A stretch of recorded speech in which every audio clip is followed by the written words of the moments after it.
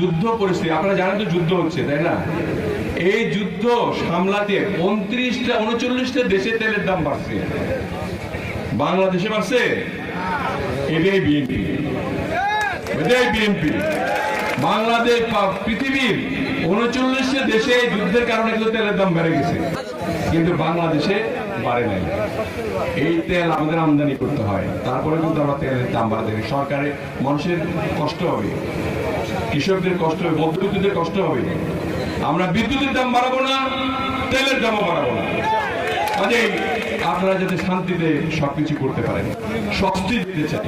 আর আপনার প্রশ্ন হলো, উনি আমাকে প্রশ্ন করেছেন যারা আটকা পড়েছে বিদেশে, যেহেতু আমি বিমান মন্ত্রী, এই জন্য প্রশ্ন করেছেন, তাই না? দেশে যারা আসছে তারা ভিসার মেয়াদ, যারা দেশে আসে ভিসার মেয়াদ চলে গেছে, যারা আসতে পারে নাই, এই ব্যাপারে আমরা পররাষ্ট্রমন্ত্রীর সঙ্গে মিটিং করেছি, ইন্টার মিনিস্ট্রিয়াল মিটিং, আন্তঃ মন্ত্রণালয় মিটিং করেছি, আমি সেখানে ছিলাম।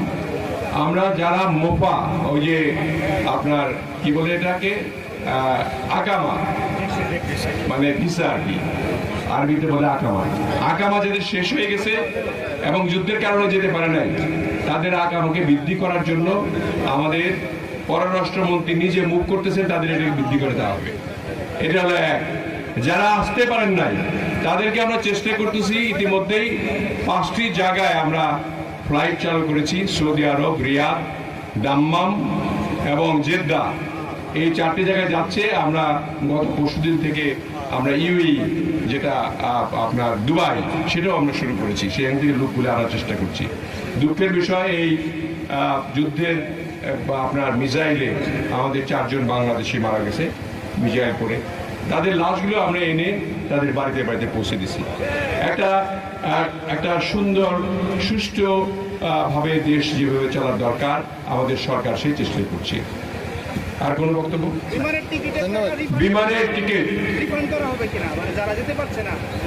যারা বিমানে যেতে পারছে না, তাদের বিমানের টিকিট 1 পয়সাও অতিরিক্ত কর্তন না করে যে টাকা কিনেছিল সেই টাকায় ফেরত দেওয়া হবে। ঠিক আছে? সকলকে অনেক ধন্যবাদ, আর সাংবাদিক ভাইদেরও ধন্যবাদ।